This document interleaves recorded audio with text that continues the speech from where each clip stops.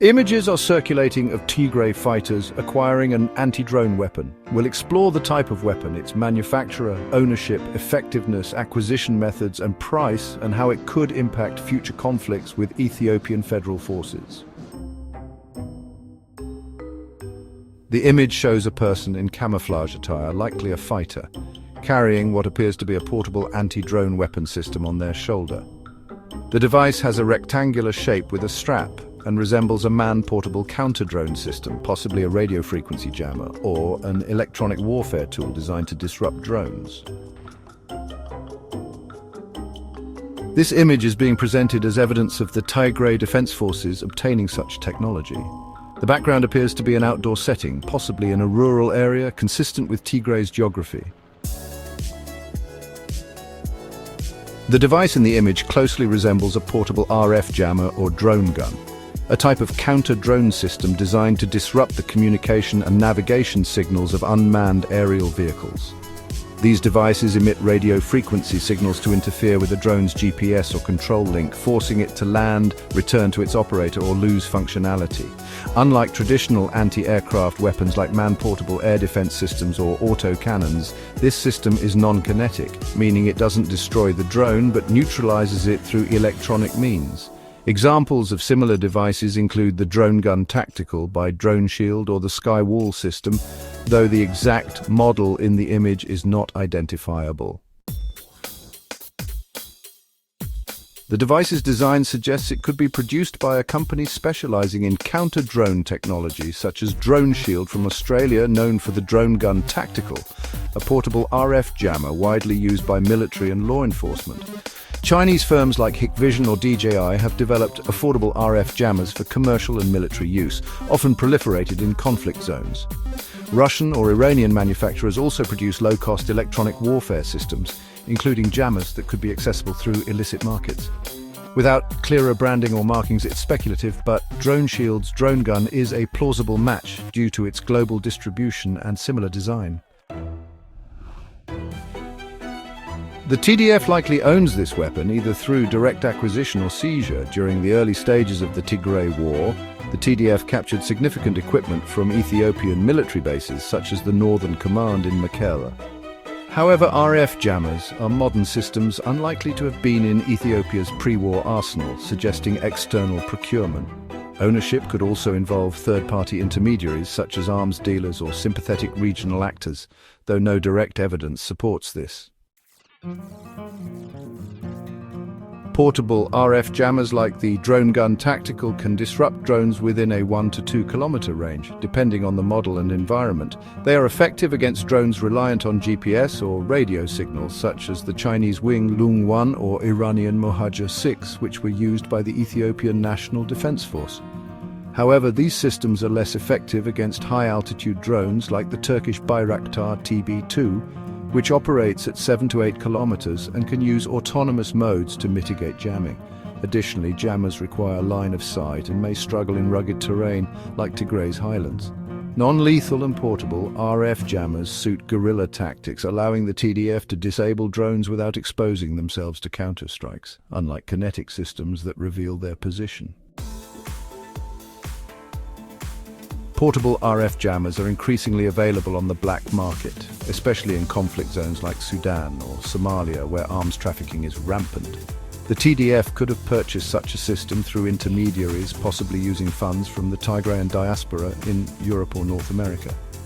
Sudan, which has hosted Tigrayan refugees and has tense relations with Ethiopia, might have facilitated the transfer of such technology, though this is unconfirmed. Alternatively, non-state actors or private military companies opposed to Ethiopia's allies could have supplied the TDF.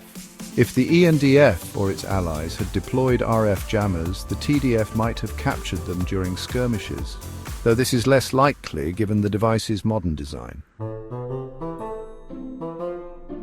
Portable RF jammers vary widely in cost. Basic jammers cost $5,000 to $20,000, often used for civilian purposes like protecting events from unauthorized drones. Military-grade models like the DroneGun tactical range from $50,000 to $150,000, depending on features like range, battery life, and frequency coverage. The TDF, operating on limited resources, likely acquired a lower-cost model, possibly a Chinese or black market variant for $10,000 to $50,000. Funding could have come from diaspora contributions or bartering captured equipment. During the Tigray War, drones were a game-changer for the ENDF and its allies, particularly Eritrea. Armed UAVs like the Turkish Bayraktar TB2, Chinese Wing Lung 1 and Iranian Mohajer 6 provided air superiority, enabling precision strikes, reconnaissance and disruption of TDF supply lines. For example, in late 2021, drone strikes halted TDF advances on Dessie and Kombolcha, forcing retreats and contributing to the deaths of thousands. The TDF, lacking air defenses, relied on guerrilla tactics, making them vulnerable to aerial attacks that killed civilians and fighters alike, exacerbating the humanitarian crisis. The 2022 Cessation of Hostilities Agreement ended major fighting, but tensions persist as of May 2025, with Eritrea occupying parts of Tigray and the TPLF splintering into factions. The alleged acquisition of anti-drone weapons by the TDF, as shown in the image, could signal a shift in the conflict's dynamics, challenging Ethiopia's aerial dominance. Drones gave the ENDF a decisive edge by providing real-time intelligence and precision strikes, often targeting TDF artillery and convoys. RF jammers could neutralize low to mid-tier drones like the Mohajer 6, forcing the ENDF to rely on higher altitude UAVs or manned aircraft, which are costlier and less flexible. RF jammers allow the TDF to disrupt drone surveillance and strikes without engaging kinetically, preserving their mobility and reducing casualties. For example, disabling a Wing Lung 1 could protect a TDF position or supply route, enabling more effective guerrilla operations. However, the TDF lacks the infrastructure for a comprehensive air defense network, and jammers alone cannot counter Ethiopia's combined arms. The NDF's numerical superiority and foreign support would likely maintain its dominance in conventional battles. Successfully neutralizing drones could boost TDF morale and signal resilience to supporters, potentially attracting more recruits or funding. It may also deter NDF drone operations in contested areas, forcing a shift in tactics. While the image suggests the TDF has acquired an RF jammer, its authenticity and context remain unclear. The image could be propaganda by TDF supporters to project strength, or it might be misidentified footage from another conflict. Without metadata, it's difficult to confirm the image's origin.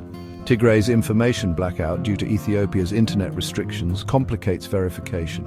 The device resembles a DroneGun-style jammer, but without clearer markings, its exact model and capabilities are speculative.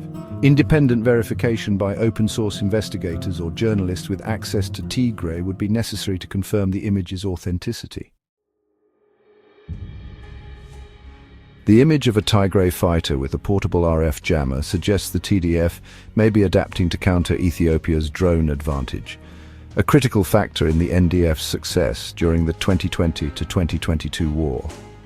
Likely a DroneShield-style device costing $10,000 to $50,000, the jammer could have been acquired through black market channels or regional intermediaries, funded by diaspora networks. While effective against low to mid-tier drones like the Mohajer 6, its impact is limited against advanced UAVs like the TB2, and the TDF's lack of a broader air defense network constrains its strategic value. In a future conflict, RF jammers could enhance TDF's survivability and morale, but they are unlikely to shift the balance of power given Ethiopia's superior resources and foreign support. The development risks escalating tensions, undermining the coalition, and drawing in regional actors like Eritrea, potentially reigniting a devastating war. International mediators must prioritize de-escalation and humanitarian aid to prevent further violence, while investigators should seek to verify the image's authenticity to counter misinformation.